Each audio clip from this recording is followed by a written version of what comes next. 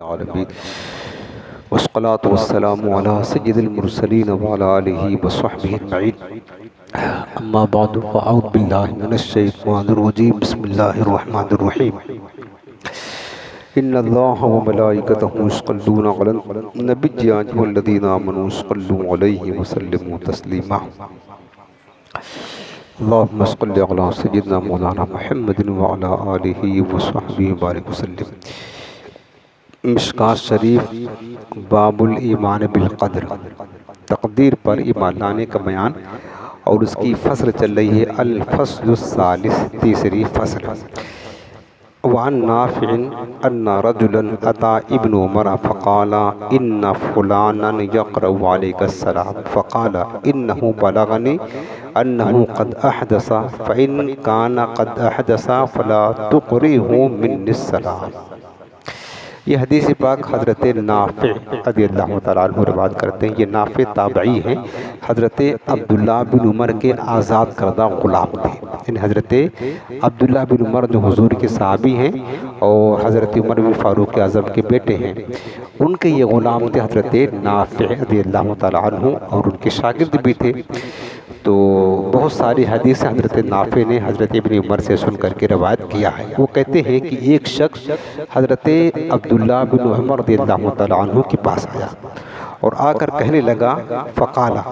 کیا کہنے لگا، ان فلانا یقرأ علیک السلام، اے ابن عمر فلاں شخص آپ کو سلام کہتا ہے، یعنی فلاں نے آپ کو سلام بھیجا۔ جیسے ہم بھیجتے نا، کوئی جا رہا ہوتا ہے کہ جا کے ہمارے دوست سے فلاں سے ہمارا سلام کہہ دینا، سلام کہہ دینا۔ اس طریقے سے جیسے کوئی مدینہ پاک جاتا تھا، ہم کہتے ہیں نا کہ جا کر میرے سرکار کو میرا سلام کہنا۔ اگرچہ ہم روزانہ یہاں سے بھیجتے ہیں، یہ محبت کا تقاضا ہے کہ جا کر تم خود حضور کی بارگاہ میں سامنے روبرو سرکار سے میرا سلام کہنا چاہیے۔ یہ دور صحابہ سے طریقہ ہے جاری۔ تو اب دیکھیں نا، حضرت ابن عمر رضی اللہ عنہ کے پاس آیا اور کہنے لگا کہ اے ابن عمر فلاں نے آپ کو سلام بھیجا ہے۔ فقالا، تو حضرت عبداللہ بن عمر نے کہا کہ انہ قد بلغنی انہ قد حدث، بے شک مجھے یہ خبر پہنچی ہے کہ وہ فلاں جس نے مجھے سلام بھیجا ہے وہ تو بدعتی ہو گیا ہے، یعنی اس نے دین میں کوئی نئی بدعت ایجاد کر لی ہے۔ اس سے مراد ان کا یہ تھا کہ وہ قدریہ بن چکا ہے، یعنی تقدیر کا منکر ہو گیا ہے۔ وہ انہوں نے خبر پہنچی ہوگی ان کو، اور سنا ہوگا کہ فلاں جو ہے نا وہ قدریہ بن چکا ہے۔ تو پتہ چلا کہ قدریہ فرقہ آج تو شاید ختم ہو گئے، فنا ہو گئے، ابھی نہیں ہے قدریہ، تقدیر کا انکار کرنے والے یہ ہوں گے کہیں، لیکن اس دور میں قدریہ فرقہ پیدا ہو چکا تھا۔ اور میں نے پیچھے حدیث کئی ایک سنا چکی کہ قدریہ کے بارے میں حضور نے فرمایا کہ یہ اس امت کے مجوسی ہیں، اور یہ جو ہے نا بڑے ظالم ہیں، چونکہ تقدیر کا انکار کرنا صراحتاً یہ کفر ہے۔ تقدیر پر ایمان لانا ضروریات دین میں سے ہے، اور قدریہ جو تھے یہ تقدیر کے منکر تھے۔ تو حضرت ابن عمر نے کہا کہ مجھے یہ خبر پہنچی ہے کہ وہ فلاں جس نے مجھے سلام بھیجا ہے قد احدث، وہ بدعتی ہو گیا ہے، یعنی اس نے دین میں کوئی بات ایجاد کر لی ہے۔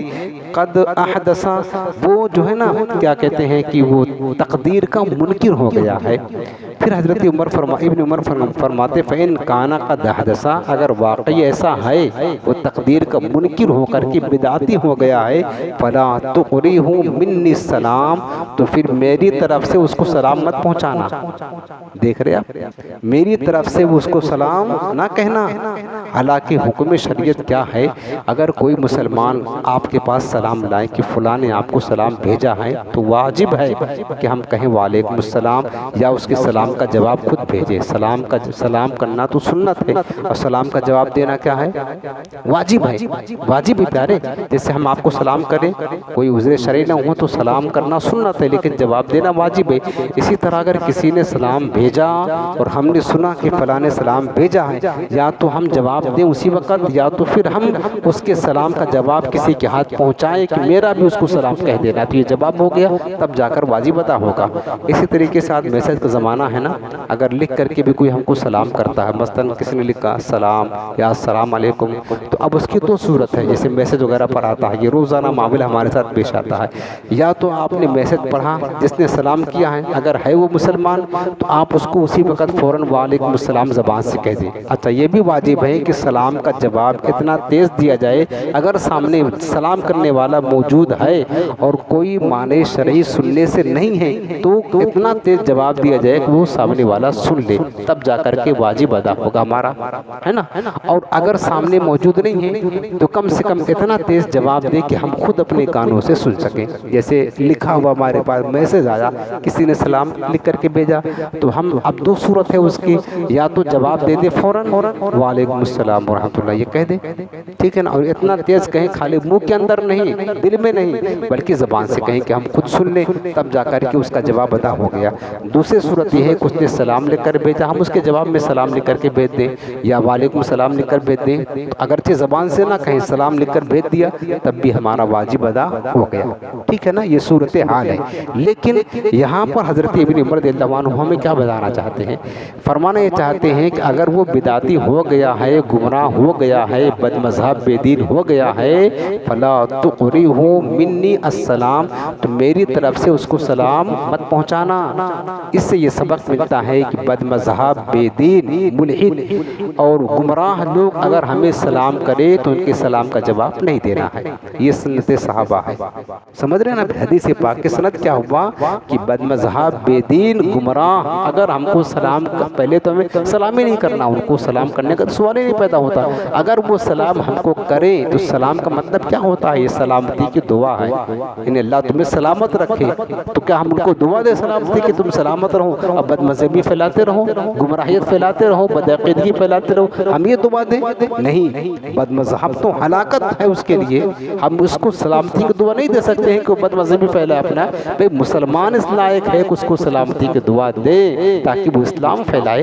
بد مذہب بے دین گمراہ جو فرقے ہوتے ہیں ان کو سلام کا جواب نہیں دیا جائے گا، یہ صحابہ کرام کی سنت اور ان کے عمل سے ثابت ہوتا ہے اس حدیث پاک میں، سمجھ رہے نا۔ اور یہ حدیث پاک جو ہے نا یہ ترمذی شریف میں ہے، یہ حدیث پاک لکھا ہے، اور ابن ماجہ میں، ابو داؤد میں، 3 سیاہ ستہ کی کتاب میں حدیث پاک ہے۔ حضرت ابن عمر نے فرمایا کہ اس کو میری طرف سے سلام مت کہنا، جواب یعنی جو ہم نے سلام کیا اس کا جواب نہ پہنچانا۔ فإنی سمعت رسول اللہ صلی اللہ علیہ وسلم یقول، اس لیے کہ میں نے حضور علیہ السلام کو فرماتے ہوئے سنا ہے کہ یکون فی امتی او فی ہذه الامتی خسف و مسخ و او قذف فیہا اہل القدر، میرے آقا نے فرمایا کہ میری امت میں یا میری اس امت میں خسف ضمیر میں دھسنا پایا جائے گا، و مسخ چہرے بگڑنا ہوگا، او قذف یا آسمان سے پتھروں کی بارش ہوگی، فی اہل القدر یہ ان لوگوں میں ہوگا جو تقدیر کے انکار کرنے والے ہیں۔ اس مضمون کی حدیث پاک آپ نے پیچھے سن لیا ہے، سمجھ رہے ہیں نا، پیچھے سننا ہوا ہے حدیث پاک، اس مضمون کی حدیث پاک کو مطلب یہ ہے کہ میرے آقا نے فرمایا کہ میری امت میں ایسے لوگ ہوں گے جو تقدیر کا انکار کرتے ہیں، ان پر اللہ کا عذاب آئے گا، یا تو ان کے چہرے بگڑ جائیں گے جس طریقے سے پچھلی امتوں میں چہرے بگڑ گئے، سور بندر خنزیر بنا دیا گیا، اسی طریقے سے ان کے چہرے بگڑ جائیں گے، یا ایک ان کو زمین میں دھسا دیا جائے گا جس طریقے سے قارون کو زمین میں دھسا دیا گیا، یا ایک ان پر پتھروں کی بارش ہوگی جس طریقے سے قوم لوط پر پتھروں کی بارش ہوئی۔ میرے حضور نے یہ سختی کے ساتھ فرمایا، یہ ان کی بدعقیدگی جو تقدیر کا انکار کرتے ہیں اس وجہ سے ان پر اللہ کا عذاب دنیا ہی میں نازل کیا جائے گا۔ ایک حدیث پاک اور سن لیں، ایک حدیث اور سن لیں۔ حضرت علی رضی اللہ تعالیٰ عنہ حدیث پاک کو روایت کرتے ہیں، وہ کہتے ہیں کہ سانتو خدیجۃ النبی صلی اللہ علیہ وسلم عن ولدین ماتا لہا فی الجاہلیہ۔ حضرت مولا کائنات شیر خدا فرماتے ہیں کہ میں نے سیدہ طیبہ طاہرہ ام المؤمنین حضرت خدیجہ الکبریٰ رضی اللہ تعالیٰ عنہ سے سنا کہ حضرت خدیجہ نے حضور علیہ السلام سے پوچھا، ام المؤمنین سیدہ خدیجہ نے رضی اللہ تعالیٰ عنہ نے حضور سے ایک سوال کیا، ان ولدین، اپنے دو بیٹوں کے بارے میں، دو بچوں کے بارے میں ماتا لہا فی جاہلیت، جن کے دونوں بچے زمانے جاہلیت میں فوت ہو چکے تھے۔ اور ایک بات یہ بھی آپ کو بتا دوں، سیدہ خدیجہ حضور کی سب سے پہلی زوجہ کریمہ ہیں، سمجھ رہے نا، 40 سال کی عمر تھی ان کی، اور حضرت خدیجہ حضور کی نکاح میں آنے سے پہلے 2 شوہروں سے یہ بیوہ ہو چکی تھی، اور ان کی اولادیں بھی ہوئی تھی 2 شوہروں سے، اور انہوں نے ارادہ کر لیا تھا آپ نکاح نہیں کریں گے، لیکن سرکار کا حسن و کمال اور حسن سیرت اور پاکیزہ اخلاق کو دیکھا تو خود بخود حضور سے نکاح کا پیغام دے دیا سیدہ خدیجہ نے، میری ماں نے۔ بہرحال تو زمانے جاہلیت میں جب ایمان نہیں لائے تھے تو ان کے جو پچھلے شوہر تھے ان سے کچھ اولادیں تھیں، اور وہ 2 اولاد بچپن میں ان کے فوت ہو چکے تھے، بچپن میں، وہ جو دوسرے شوہر سے تھے، زمانے جاہلیت میں جب ایمان نہیں لائے تھے تب کی بات ہے۔ تو انہوں نے حضور سے پوچھا کہ یا رسول اللہ، میرے 2 بچے تھے اور وہ جو ہے نا زمانے جاہلیت میں وہ فوت ہو گئے، تو ان کا انجام کیا ہوگا، ان کا ٹھکانہ کیا ہوگا آخرت میں؟ کالا، تو حضور علیہ السلام نے فرمایا، فقال رسول اللہ صلی اللہ علیہ وسلم ہما فی النار، حضور نے فرمایا کہ وہ دونوں دوزخ میں جائیں گے، وہ جہنمی، ان دونوں بچوں کے بارے میں جہنمی ہیں۔ اس کے بعد قالا، راوی کہتے ہیں کہ فلما رأى کراہتا فی وجہہا، جب حضور السلام نے ان کے چہرے میں غم کے آثار کو ملاحظہ فرمایا، کہ دیکھا کہ حضرت خدیجہ اس بات کو سن کر غمگین ہو گئی ہیں، چہرے پر تھوڑا غم کے آثار آ گئے، ظاہر سی بات ہے، ماں ہے، ماں کو بیٹوں سے پیار ہوتا ہی ہے۔ اب انہیں حضور کے دامن کرم سے وابستہ ہوئی تو پتہ چلا جنت کیا ہے، دوزخ کیا ہے، اسلام کیا ہے، نجات کیا ہے۔ اب انہیں دکھ ہوا کہ میرے دونوں بیٹے جہنم میں جائیں گے،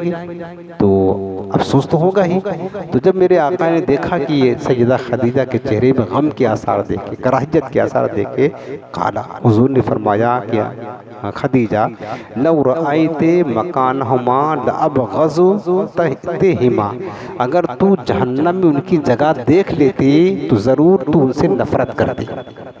یہ بات سمجھ رکھیے، اگر تو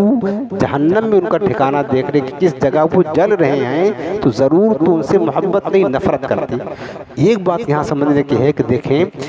قیامت کے دن ہوگا تو بعض لوگ جنت میں جائیں گے، بعض لوگ دوزخ میں جائیں گے۔ ایسا بھی ہوگا کہ باپ جنتی، بیٹا دوزخ میں جل رہا ہے، اور ایسا بھی ہوگا کہ بیٹا جنت میں اور باپ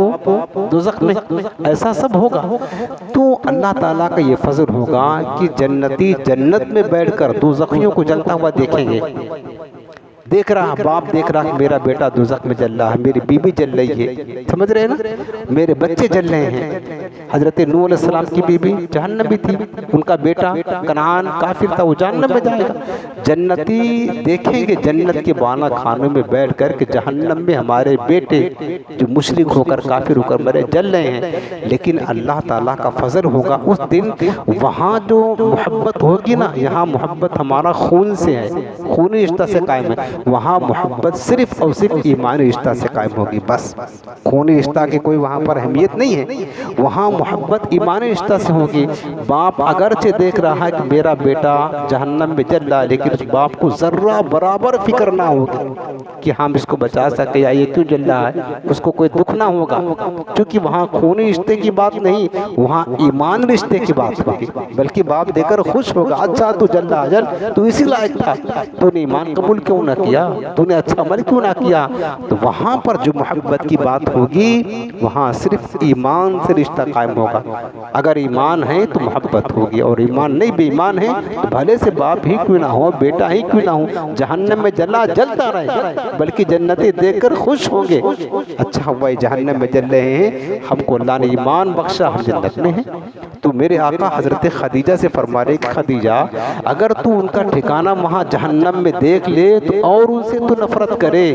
کیونکہ وہ حالت زمانے جاہلیت میں حالت شرک میں مرے، کفر میں، تو ایمان کے ساتھ جائے گی، تو وہاں پر تیرا یہ ماں کا اور بیٹے کا رشتہ، یہ محبت نہیں ہوگی، وہاں ایمانی محبت ہوگی، اگر ایمان والے ہوں گے تب جا کر کے محبت ہوگی۔ اس کے بعد پھر قالت، تو انہوں نے کہا کہ یا رسول اللہ، حضرت خدیجہ نے فولدی من کا کالا فی الجنہ، تو پھر حضرت خدیجہ نے پوچھا حضور میری اولاد جو آپ سے ہے ان کا حال کیا ہوگا آخرت میں؟ میرے آقا نے فرمایا کہ فی الجنہ، وہ سب تو جنت میں جائیں گے، جنت تو ہے حضور کے گھر کی جاگیر ہے، اور چونکہ حضور کے جتنے بھی بیٹے بیٹیاں ہیں نا، 4 بیٹیاں اور 3 بیٹے سوائے ایک بیٹے حضرت ابراہیم کی، ساری اولاد حضور کی حضرت خدیجہ سے ہے۔ 6 اولادیں حضور علیہ السلام کی ہیں حضرت خدیجہ سے سب۔ حضرت ابراہیم جو ہے نا وہ حضرت ماریہ قبطیہ سے، باقی ساری 6 اولاد حضور کی کس سے ہیں؟ حضرت خدیجہ سے۔ تو میرے آقا نے فرمایا تو جنت میں جائیں گے، چونکہ قاعدہ یہ تھا۔ ثم قال رسول اللہ صلی اللہ علیہ وسلم، پھر حضور نے فرمایا کہ ان المؤمنین واولادہم فی الجنہ، بے شک مومنین اور ان کی اولاد جنت میں جائیں گی، وان المشرکین واولادہم فی النار، اور بے شک مشرکین اور ان کی اولاد جہنم میں ہوگی، یعنی اولادیں اپنے ماں باپ کے تابع ہو کر آخرت میں ان کا انجام ہوگا۔ ثم قرأ رسول اللہ صلی اللہ علیہ وسلم، پھر حضور نے یہ آیت کریمہ تلاوت فرمائی جو 27ویں پارے میں ہے، سورہ طور میں ہے، والذین آمنوا واتبعتهم ذریتهم الحقنا بهم۔ اللہ پاک نے فرمایا اور وہ جو ایمان لائے اور ان کی اولاد نے ایمان میں ان کی پیروی کی، ہم قیامت کے دن یا جنت میں ان کو ان کے ساتھ ملا دیں گے۔ یعنی اگر ماں باپ دونوں یا ماں باپ میں سے کوئی ایک جنتی ہوئے اور اولادیں جو نابالغی میں فوت ہو گئیں یا ایمان لائیں، تو ماں باپ کے تابع ہو کر کے وہ جنت میں جائیں گے، وہ جنت میں جائیں گے۔ یہ آیت کریمہ آپ نے تلاوت فرمائی، لیکن اس طرح کی حدیث پاک آپ نے پیچھے سن لیا ہے اور ہم نے اس کی وضاحت بھی کر دی ہے۔ ایک مرتبہ آخر میں سمجھانے کے لیے عرض کر دے رہا ہوں کہ دیکھیں اللہ تعالیٰ کا یہ وعدہ ہے قرآن عظیم میں کہ اللہ تعالیٰ بغیر گناہ کے کسی کو جہنم میں ڈالے گا۔ نابالغ اولاد جو مکلف نہیں شریعت کے، انہوں نے کوئی گناہ نہیں کیا ہے، کوئی نہ کفر کیا نہ شرک کیا نہ گناہ کیا، تو اللہ انہیں کیسے جہنم میں ڈالے گا؟ نہیں ڈالے گا نا۔ جبکہ حدیث پاک میں یہ ہے کہ مشرکین کی اولادیں، پیچھے بھی آپ نے سنا حدیث پاک، اور اس سے بھی ثابت ہوتا ہے، سیدہ خدیجہ نے پوچھا ان کی اولاد جو حالت نابالغی میں فوت ہو گئی وہ کہاں ہیں؟ حضور نے فرمایا جہنم میں ہے۔ اس طرح کی جتنی بھی حدیثیں ہیں، یاد رکھنا، پھر عرض کر دیتا ہوں کہ جس میں یہ لکھا ہو کہ اگرچہ مشرکین کی اولادیں کیوں نہ ہوں، حالت نابالغی میں فوت ہو گئی اور وہ جہنم میں جائیں گے، اس طرح کی ساری حدیثیں منسوخ ہو گئی ہیں۔ کن سے؟ وہ آیت قرآنیہ جس قرآن کی آیت میں اللہ نے فرمایا کہ اللہ بغیر گناہ کے، بغیر کیے ہوئے کسی کو عذاب نہیں دیتا ہے، ان آیت قرآنیہ سے اس طرح کی تمام حدیثیں ہو جائیں گے منسوخ۔ اب حکم شریعت یہ ہے جو قرآن کی روشنی میں علماء نے فرمایا ہے کہ مشرکین کے بیٹے بیٹیاں بچے نابالغ جو حالت نابالغی میں فوت ہو جائیں تو اس کی کئی صورتحال بتائی ہے، اور ہم نے پیچھے درس میں آپ کو عرض کیا ہوا ہے کہ قیامت کی جہنم میں تو وہ نہیں جائیں گے چونکہ انہوں نے کوئی گناہ نہیں کیا ہے، البتہ وہ جنت میں جنتیوں کے خادم ہو گئے۔ ایک کون تو یہ ہے، دوسرا یہ ہے کہ جنت و جہنم کے درمیان ایک جگہ ہے مقام اعراف، سورہ اعراف ہے، وہاں پر ان کو رکھا جائے گا، ان کو اللہ تعالیٰ اپنے عذاب سے بچا لے گا، لیکن وہ جہنم میں نہیں جائیں گے۔ یہی اسلامی عقیدہ ہیں، اسی پر ہمیں قائم رہنا چاہیے۔ اللہ تعالیٰ ہم سب کو عمل کی توفیق عطا فرمائے۔ الحمدللہ رب العالمین والصلاة والسلام علی سید المرسلین وعلی آلہ وصحبہ اجمعین۔